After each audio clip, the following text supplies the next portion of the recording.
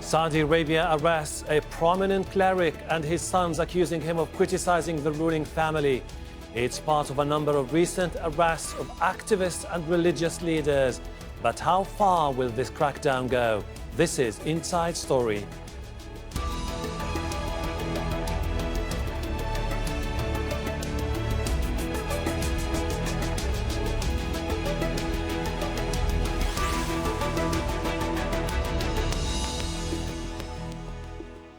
Hello and welcome to the program. I'm Hashem Ahelbarra.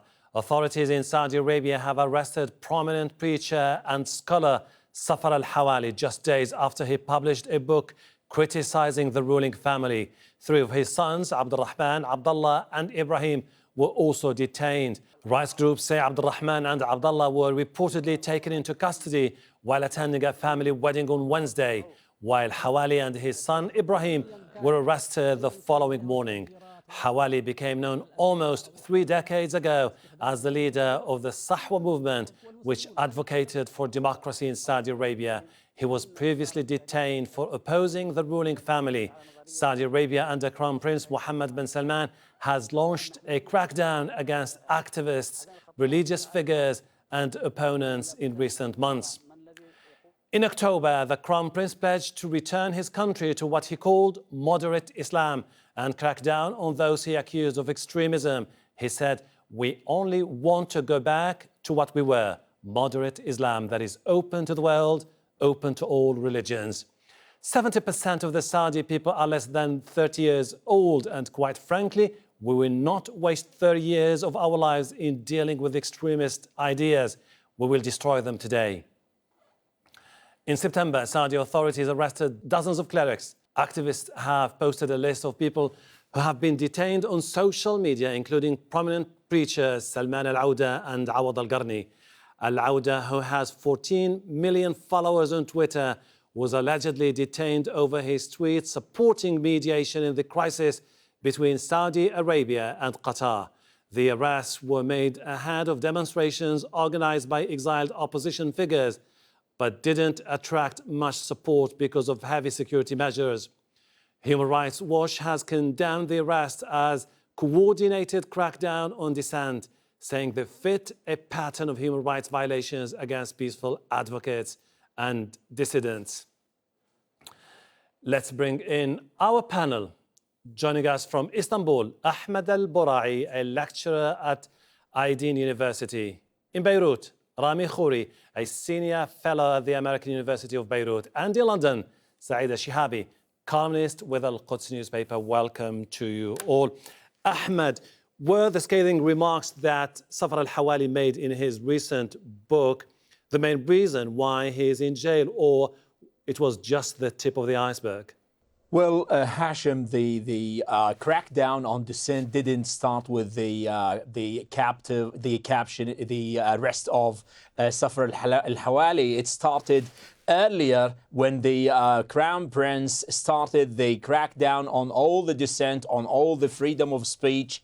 It is a matter of reform, but it is a matter of superficial reform. What he is doing on the ground is completely contradicting what he's preaching day and night, that the new prince, the new Crown Prince, is trying to bring more freedom to to Saudi Arabia. But by doing these kind of arrests, this kind of crackdown on the dissent, it seems that he is not doing it in the right way. Still, he didn't scratch the surface of the freedom. He is, on the other hand, following the word of advice that was given by his godfather, Mohammed bin Zayed, in the United Arab Emirates, when he told him, if you want to speed up your way to the throne, you need to open communication channel with Israel from the one hand. From the other hand, you need to diminish the influence of the religious establishment in Saudi Arabia, and that's exactly what he's doing and still continuing to do. Rami, is this part of the same pattern we've seen over the last year, which is basically targeting prominent, outspoken clerics in Saudi Arabia? Yes, clerics, journalists, women, business people, any independent thinkers who give a viewpoint that is not in line with the government's views, whether it's about Israel or about the US or Yemen or Qatar, whatever it may be. And the striking thing about what Mohammed bin Salman is doing is the vast scope of the reforms, as he calls them, the reforms that he's trying to do. And they are genuine reforms in many ways, especially in terms of more private sector involvement in the economy and things like that.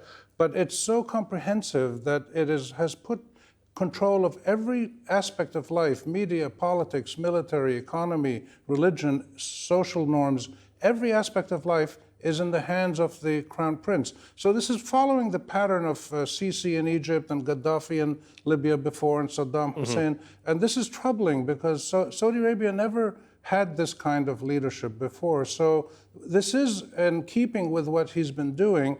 And the real significance of this is that there are two areas that we really don't know what people's views are. One is in the whole religious establishment, and the second one is really in the public as a whole, including the business establishment. People are afraid to speak out now because they see what happens to people who speak differently than the government, and therefore there's a lot of uncertainty in terms of how much support is there for these reforms. And the terrible irony is that Saudi Arabia needs to make reforms. Some of the reforms that have been identified are really very, very sensible and needed, but most of what has been going on is dropping confidence in the ability of the government to bring about its reforms, including now the apparent delay of the Aramco privatization, which is a centerpiece of this. Sure. Saeed, Safar Al-Hawali rose to prominence in the 80s when he launched the Sahwa movement, which presented itself as an alternative to the Salafi streak of Islam. Is this arrest the sign that the government is determined to clamp down on Sahwa because of its so-called affiliation with the Muslim Brotherhood? Thank you very much. I think this is symptomatic of it is an indication of the extent of the problems being faced by Mohammed bin Salman. He is at war with everybody. He's at war with his own people, with his own family, with his own household, with his neighbors, with Qatar, with others. He is at war with Palestinians. He is at war with Yemenis.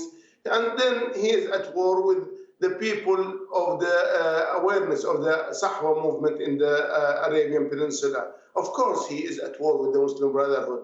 Of course, he is at war with Iran. But he is in a strong friendship with Israel. He is at the forefront of safeguarding the Israeli interest in the region. Now, we will have to pay, all our people, whether in Saudi Arabia, in Bahrain, in Qatar, in Egypt, in Yemen, we will all have to pay the price of this interesting development in our region that we haven't seen for decades. So I think Safar Al-Hawali is just another victim of an ambitious young man who is being driven by outside forces. Ahmed, wasn't this going to be evident, which is a man has a reform as Crown Prince of Saudi Arabia.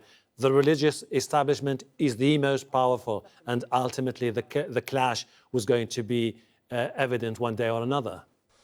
Well, Hashem, I'd like to be the advocate of the devil, if you will, but the point is, if he's trying to do this kind of reform, he is doing what his predecessors used to do. Like King Abdullah, this kind of clashes between the royal family and the religious establishment. It was a kind of a Catholic marriage to some extent, but on the other hand, behind the scenes, you would have this kind of conflict, but they were dealing with it in a subtle, cautious measures in order not to anger the religious establishment because it's still so influential on the ground.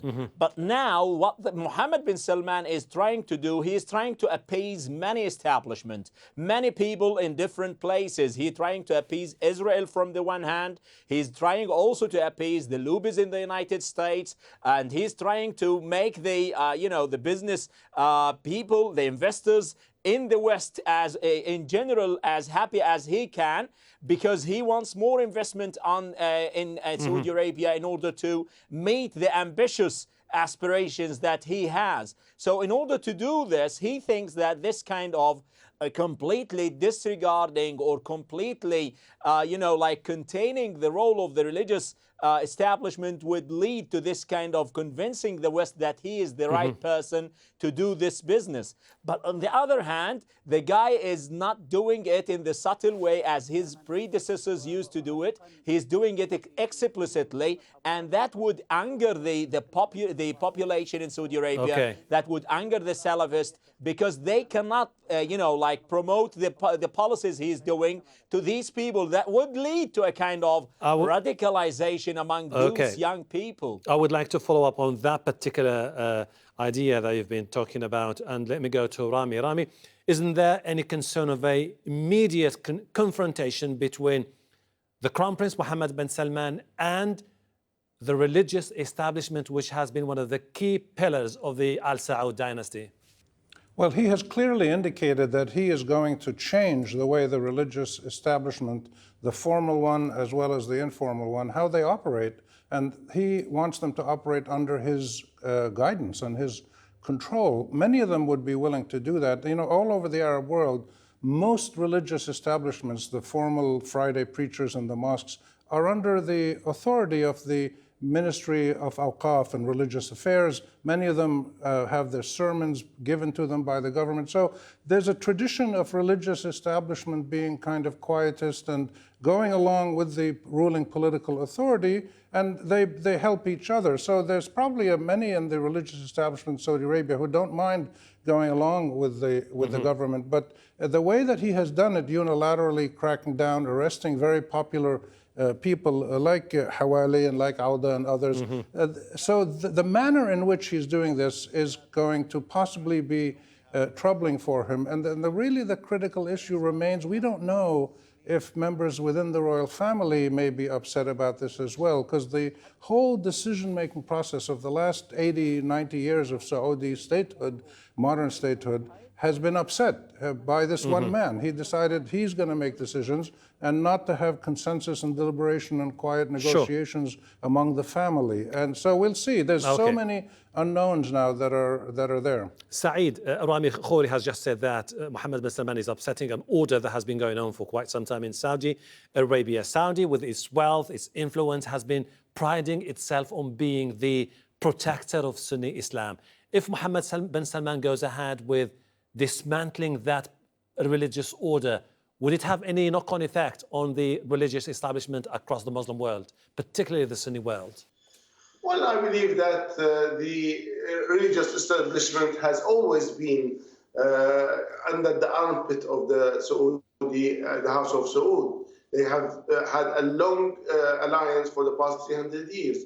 So I do not believe that the religious establishment will object or will react negatively against Mohammed bin Salman.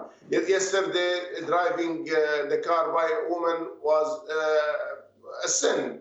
Today, it is something good because the Wali al-Amr, the guardian, says it is good, so it must be good. So I have never seen in the past 200 years that there has been antagonistic stance by the religious establishment vis-a-vis the political house of Al Saud. So I think that this time the war is against the moderate Islam, or what they call the political Islam. Safar Al-Hawali, Al-Qarni and others, and many others who have been cracked down against, whether in Saudi Arabia, whether in Egypt, or within in the United Arab Emirates. They are all representing something that the Saudis consider as parallel to their authority or dangerous to their own brand of Islam. But at the same time, it is also symptomatic of the fact that the political Islam itself is on the wane. It's going down. Look at it, how Iran is being fought against, how Muslim Brotherhood are being targeted. So we are seeing a downturn for the political Islam, and then it is taking the sharpest turn in Saudi Arabia. Ahmed, if you remember when Crown Prince Mohammed bin Salman was unveiling his Vision 2030, he said basically that we never had an internal problem. All the problems came after the 1979 Islamic Revolution in Iran, and that's where radicalism set in the country. Do you think this is something that would shape his policy in the near future? Well, domestically, it's part of what he's trying to do in order to convince the people in Saudi Arabia.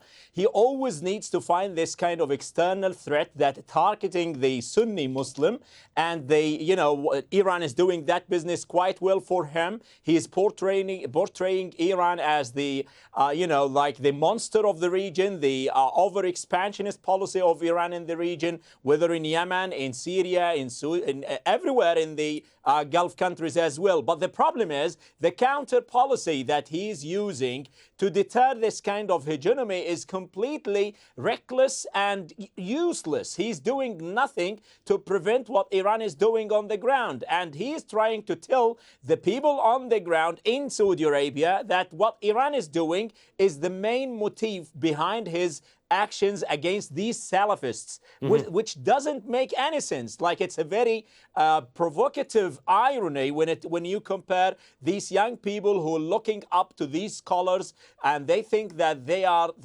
like a Sahwa or the awakening movement, who are calling for more democratic measures on the ground, who did nothing but tweeted certain statements asking for more reform, more freedom of speech, and they end up in jails. And now what's happening? A major failure in Yemen, a major loss in Syria. So they cannot buy into what he's trying to sell them. Okay, Rami, this is someone who lifted the ban on the women driving, but at the same time jailed women activists who championed the right for women to drive. He took to jail activists, prominent human rights activists, but still his own people say this is a visionary man. How do you see him, a reformer or a Rasputin? Well, he very clearly is a man of dynamism. He understands that change has to happen for the long-term well-being of Saudi Arabia. Some of his suggested reforms are very sensible in the economic sphere, I think, and some other areas. But the way he has done it, this autocratic way, is creating probably resistance. And also, he doesn't understand something that every single Arab leader in the last 75 years has failed to understand, which is you can't just open a faucet like a water faucet, and you open a reform faucet, say, okay, we're going to reform now, and we're going to let cinemas, and we're going to let drive-in movies, and we're going to let people have concerts and women drive, but that's all, a little bit. You can't do that. These are dealing with human beings. You're dealing with tens of millions of human beings who just want to live normal lives as human beings, and normal life means they want to be able to think for themselves, be involved in public life, not to be revolutionaries or crazy people, but just to be normal people. And the reform process has not necessarily promised normalcy and human dignity. It has simply promised more leisure activities, driving, cinemas, more malls, cell phones, and privatization of companies. So there's a fundamental weakness in the nature of the reform process because it was not based on any serious consultation with the citizens of Saudi Arabia. And this is the problem that every Arab leader has made. We should watch Jordan now if they start doing serious reforms. Morocco, possibly, Algeria, possibly. They're all good prospects for reforms that have to be done. Egypt decided it didn't want to reform. But so Mohammed bin Salman, I think, is a genuine reform-minded person who doesn't know how to do reform. And McKinsey is not going to show him how to do that. Okay, Saeed, are you of the same view that without going into profound changes of the Saudi society itself, we're not going to see any renaissance in the near future if he continues down this path? Well, I do not believe that Mohammed bin Salman is a reformist in any sense, because before him, we heard that King Abdullah would be a reformist, but we saw nothing of reform during the reign of Abdullah. So I believe he is a brutal dictator. Yes, he is cunning in a sense, but he is also getting advice. I think he is mainly driven by Israeli advisors and American advisors. So I do not believe. I think he he has succeeded, for example, in pacifying Iraq, for example, and also in pacifying Sudan. He got them on board to a large extent. But at the same time, he has antagonized his own people. He has antagonized his own neighbors. He's at war with Yemen. He's at war with Qatar. He's at war with the people of Bahrain, whom he has invaded in 2011. He is at war with the people of Egypt, with the largest Islamic movement in the Arab world, the Muslim Brotherhood. So he is implementing an agenda that had been devised by the Western agencies, mainly CIA, under President Trump, and also under Netanyahu. And it is clear now that Netanyahu is in the driving seat of the regional politics, using and exploiting Donald Trump. But then, and let me go to Ahelbarra. You have many people in Saudi Arabia, particularly young people, saying basically this is someone who is committed to diversifying the economy, putting an end to the old political institutions that have prevailed for many years, and that Saudi Arabia could generally become a vibrant democracy in the near future under MBS. Well, Hashem, nobody in the Middle East would like to refuse this kind of wishful thinking, I would say, or pipe dreams. The actions on the ground, like actions, are much louder than words. What's he doing to Egypt? What's he doing by supporting the autocracy of dictator like Sisi in Egypt? What's he doing with the betrayal, as Safar Al-Hawali, the recently detained scholar, called it, betrayal to the Palestinian cause by communicating with the Israelis, by approaching the Israelis differently? What's he doing to the Qataris, their brothers in blood and neighbors? What's he doing to the Yemenis? And what's he doing with the West in general, with Donald Trump, with the investment he is doing? This doesn't give any sign that this guy is good in terms of bringing in any kind of change to the Saudi Arabia, to the hopes of the people on the ground. It's mainly superficial reforms that didn't do any genuine. It's again, as Rami said, it's a kind of entertainment. It's just a kind of luxurious things that the people are not looking for. They're looking for genuine changes in terms of democracy, in terms of stability, in terms of real job creation on the ground. Rami, you seem to be saying basically, most of you, that these are all cosmetic changes and that the clampdown is part of an autocratic streak into the country. From your own perspective, Rami, what do you think should be the indicators of a genuine reform in Saudi Arabia? Please, in less than a minute. Well, you're going to have to look at the response of the business community. You're going to have to look at explicit public support from the royal family members, very few of whom have spoken out. You have to look at the religious establishment, again, explicit public support. The problem is that people in Saudi Arabia don't speak out if they're critical of the government. They're afraid, as they are in most Arab countries. So that's what I look for, public expressions. And this is something that's going to have to become more clear in the next 6 months or so. Just one last quick point. The idea of getting closer to Netanyahu is fascinating because we know from public opinion polls that most of the people in the Arab world, about 80%, are against normalizing ties with Israel until the Palestine issue is resolved equitably. So we need to see more clarity on that issue too. But the key point is the Saudi people need to be involved in the process to make it work. And we want it to work. Everybody wants it to work. We'll leave it on that note. Ahmed Al-Bura'i, Rami Khouri, Saeed Al-Shihabi, thank you very much indeed for your insights and for your time. And thank you too for watching. You can see the program again anytime by visiting our website, aljazeera.com. For further discussion, go to our Facebook page. That's facebook.com/AJ Inside Story.